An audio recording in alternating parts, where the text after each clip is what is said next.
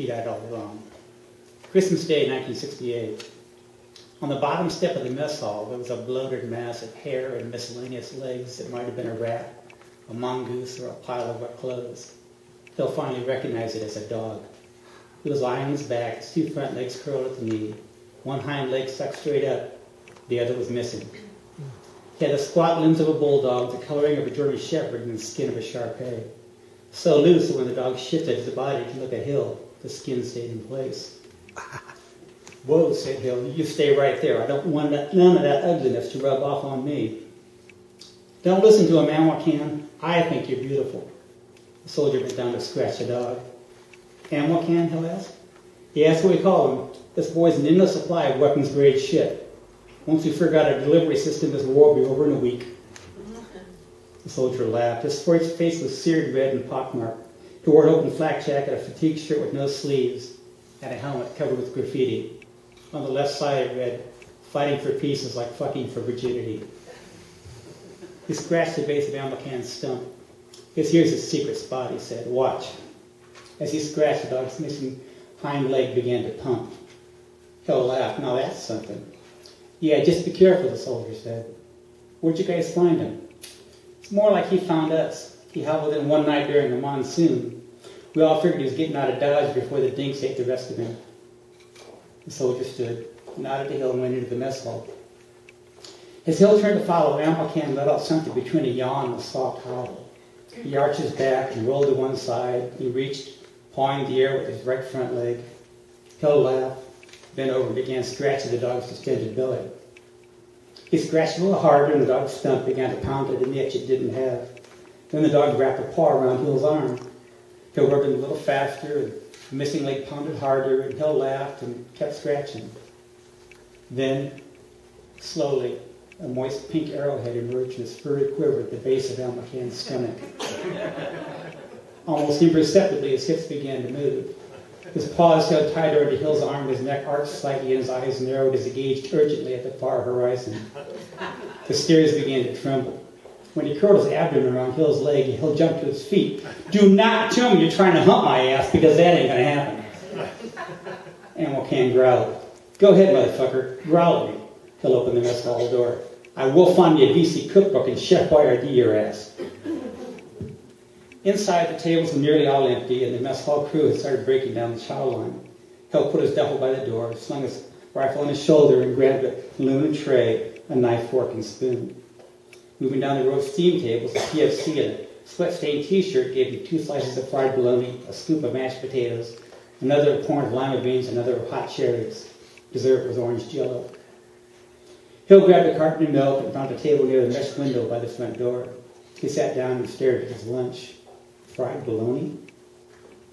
He took a spoonful of the corn and lima beans. Chewing slowly, he gazed out the window to see that ugly fuck of a dog, asleep again, on his back, 3 legs in the air, his chest rising and his lips flapping with each vibrating snore.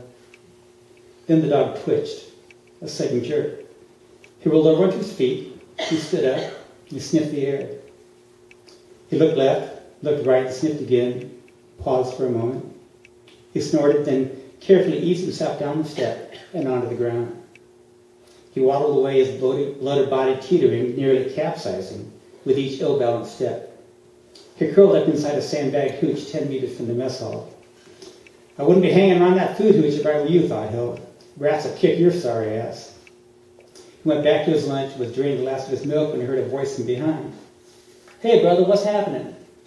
Without another word, a tall soldier sat down across from Hill. He extended his hand in a black power handshake. Hill stared at it for a moment, then extended his. The soldier grabbed it, let go, made a fist, tapped the top twice, the bottom twice, on either side of Hill's closed hand. That's our dap, he said. I'll show you the whole thing later. Food pretty much sucks, don't it? Used to be pretty good, till the cook took a mortar up the ass. You just get in, brother? Haven't seen you around. Hill stared at him for a long moment. Yeah, I just got in. My name's Larson, but everybody calls me Salt. You know, like salt and pepper? Hill nodded. Listen, he said, me and some of the other brothers just scored some totally hot shit lotion Red Rock. Should be token up about 18. He gave Hill a knowing laugh. We got a hooch over by supply. You'll find it. Like a honky say, just follow your nose. He laughed again and stood up. I gotta go, he said. Got this jive-ass sergeant likes to get way up my ass when I'm late. He gave Hill a high five. Tell me your name again, Hill said. Larson, said Soldier, smiling. Salt. Yeah, Larson, Salt. Hill paused. Your mama, she did tell you was a white, right? Larson smiled as he turned to leave. It's just skin, brother. It's just skin. Hill shook his head. Horny dogs, fried bologna, and white boys that can got no mirrors. This is for sure one fucked up place. Outside, the soldier who put piled food on Hill's tray headed towards the sandbag hooch, ducking his head as he stepped inside. A second later, Hill heard a shout and saw the soldier jump out of the hooch, turn and sprint back to the mess hall.